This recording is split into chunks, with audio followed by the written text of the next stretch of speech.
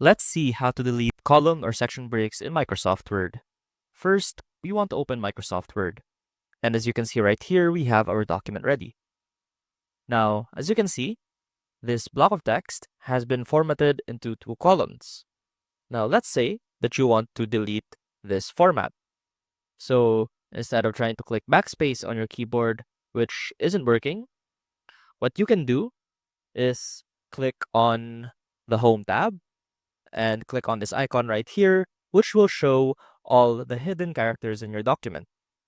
So for example, you will see this particular line here, which will indicate the end of the column. So let's go ahead and click and place our cursor just before this particular line, and then click delete on your keyboard. And that should return your text to its original formatting, which is per paragraph. Now let's go ahead to the bottom, and let's say for this one, you want to delete a section break, such as this one. So this particular line is usually a section break. Now you'll notice that no matter how I try to click backspace, it doesn't change or doesn't remove the section break at all.